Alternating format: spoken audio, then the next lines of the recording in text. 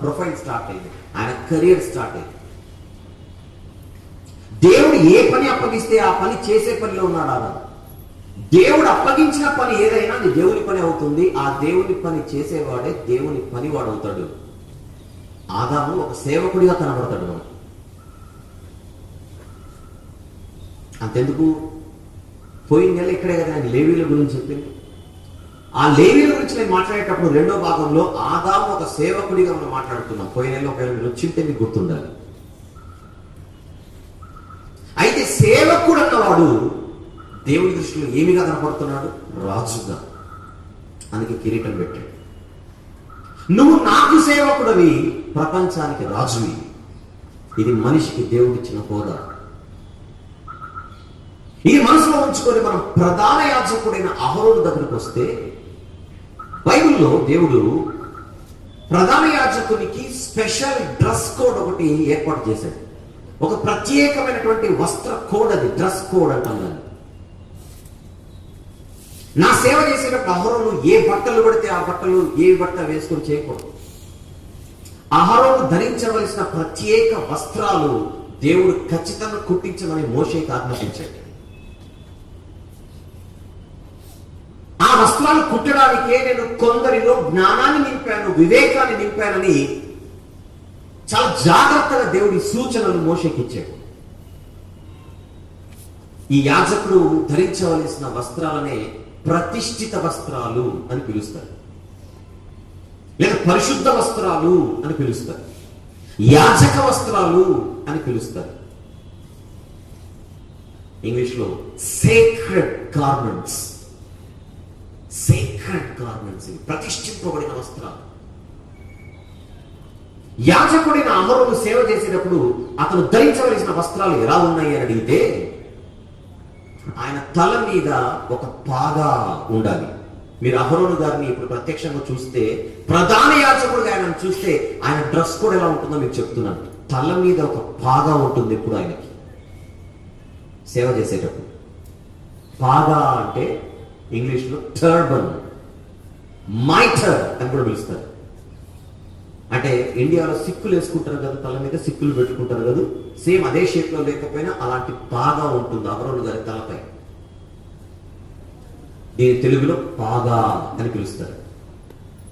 క్రిందికి వచ్చేస్తే రొమ్ముపై ఒక పతకం ఉంటుంది. ఇంగ్లీష్లో బ్రెస్ట్ ప్లేట్ అంటాడు. ఏంటది? పతకం.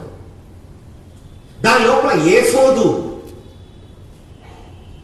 దాని లోపల నిలువుటంగి, తర్వాత విచిత్రమైన చొక్కాయి, ఎంబ్రాయిడరీ చేసినటువంటి చొక్కాయి, తర్వాత నడుముకు ఒక గట్టి, మొత్తం కలిపితే 6. అహరోను వస్త్రధారణలో దేవుడు ఎన్ని పెట్టాడు? 6. పాగా, పతకం, ఏఫోదు, నిలువుటంగి, చొక్కాయి అండ్ నడుముకు దట్టి. 6 లేదా? వీటన్నిటితో పాటు స్పెషల్గా అహరోను గారికి ఒక కిరీటాన్ని చేయమన్నాడు. అదే ఇప్పుడు మనం మాట్లాడుకోబోయేది. ఏంటది? ఒక కిరీటం. దీన్ని ఆయన పరిశుద్ధ కిరీటం అని పిలిచాడు. ఏమిటది? పరిశుద్ధ కిరీటం. అది ఎలా ఉంటుంది, ఎక్కడ ఉంటుందో మనం పరిశీలిస్తే, ముందుగా అహరోను తలపై పాగా ఉంటుందని చెప్పానే, ఆ పాగాకి ముందటి భాగాన, నుదటి భాగాన ఒక బంగారు రేకు, అది మేలి బంగారుతో చేయబడిన రేకు, ప్యూర్ గోల్డ్. ఆ బంగారుతో చేయబడిన ఒక రేకును ఇక్కడ తగిలించమని చెప్పాడు. అది తగిలించే ముందుగా ఆ రేకుపై కొన్ని అక్షరాలను ముద్రించమన్నాడు. ఆ ముద్రనే యెహోవా పరిశుద్ధుడు అని రాయాలి. అక్కడ ఏమని రాయాలి? బంగారు రేకుపై యెహోవా పరిశుద్ధుడు అని రాసి నీలి సూత్రముతో అహరోను తల మీద పాగా ముందటి భాగాన అది అలా కట్టాలి. ఆ బంగారు రేకు అహరోనుకి పరిశుద్ధ కిరీటం అని దేవుడు కితాబు ఇచ్చాడు. ఒకసారి చూద్దాం బైబిల్ తెరిచి. నిర్గమకాండము 28వ అధ్యాయం. నిర్గమకాండము 28వ అధ్యాయం ముందుగా 3వ వచనము 4వ వచనము చూసి తర్వాత కిందికి వెళ్దాం.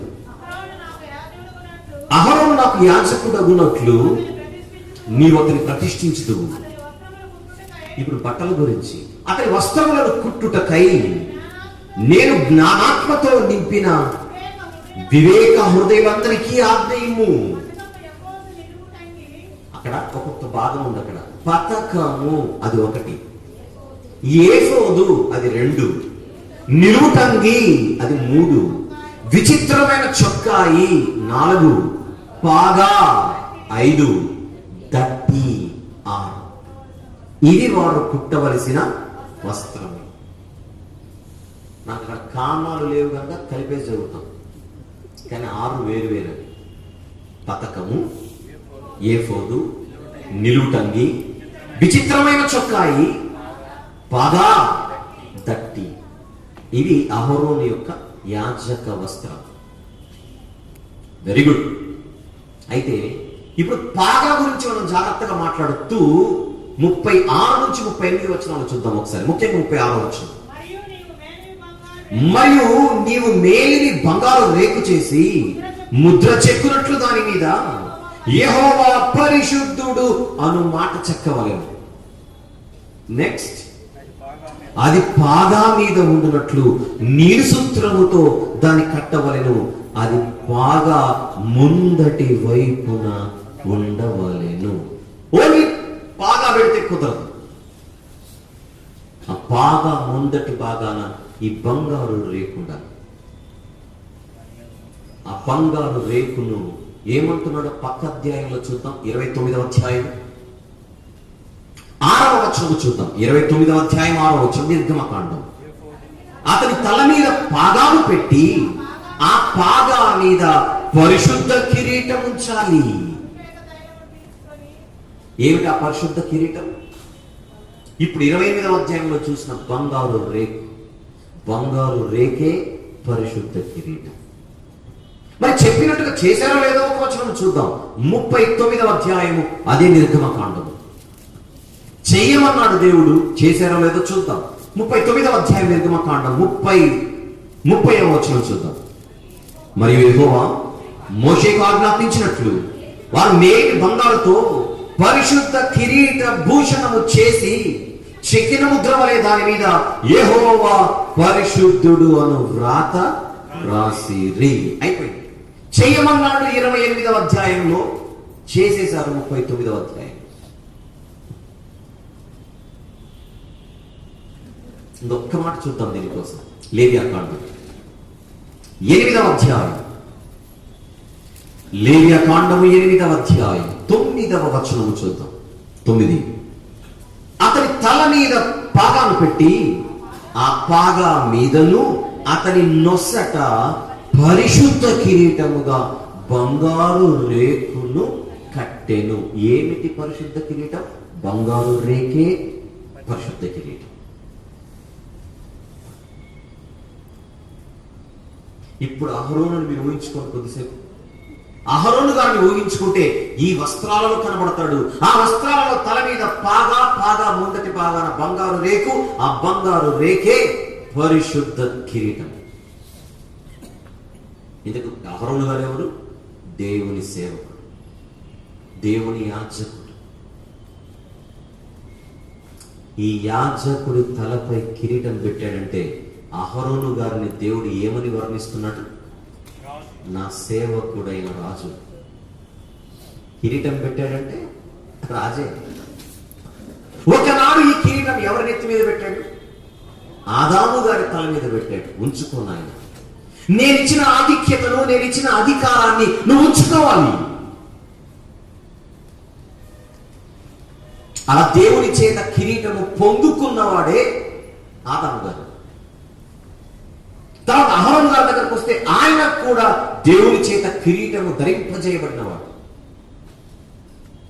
చెప్పకనే దేవుడు చెబుతున్నాడు, నా పిల్లలు ఎప్పుడు కూడా రాజులే అని.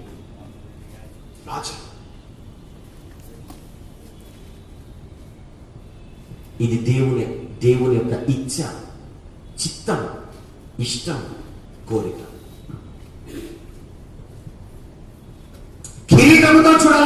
చేయమన్నాడు దేవుడు మనిషిని. కానీ మొదటి మనిషి ఏం చేశాడు? బరువు ఉందని తీసి పక్కన పెట్టాడు. పండు తిని పొందుకున్న కిరీటాన్ని ఏం చేసుకున్నాడు? పోగొట్టుకున్నాడు. ఏ భూమినైతే ఏలమని చెప్పాడో ఆ నేలనే తిరగబడింది. నేలను పాలించు అన్నాడు ఒకప్పుడు, ఇప్పుడు నేల నీ మీద తిరగబడుతుందని చెబుతున్నాడు ఆదికాండంలో. ఇక మీదట నేల నీ మాట వినదు. నువ్వు ప్రయాసముతో చెమటోడ్చి దాని దున్నాలి, సేద్యపరచాలి. ఎన్నో అధ్యాయం? 3వ అధ్యాయం. ఆదికాండం 3వ అధ్యాయం 17వ వచనం. ఆదాముతో, నీవు నీ భార్య మాట విని తినవద్దని నేను నీకు ఆజ్ఞాపించిన వృక్ష ఫలములు తింటివి గనుక నీ నిమిత్తము నేల శపింపబడి ఉన్నది, ప్రయాసముతోనే నీవు బ్రతుకు దినములన్నీయు దాని పంట తిందువు. కష్టపడితే గాని నీ పనికి ఫలితం ఉండదు. అది కూడా డౌటే. ఎందుకు? నేనిచ్చిన ఘనతను, నేనిచ్చిన ఆధిక్యతను నువ్వు పోగొట్టుకున్నావు. పోగొట్టుకోవడం అంటే కిరీటం వదిలేసుకోవడం. ఎప్పుడైతే మనిషి దేవుడిచ్చిన కిరీటాన్ని పోగొట్టుకుంటాడో సృష్టి మన మీద వ్యతిరేకమై నిలబడుతుంది.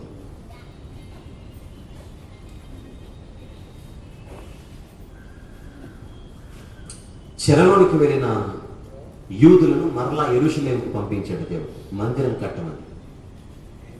మందిరం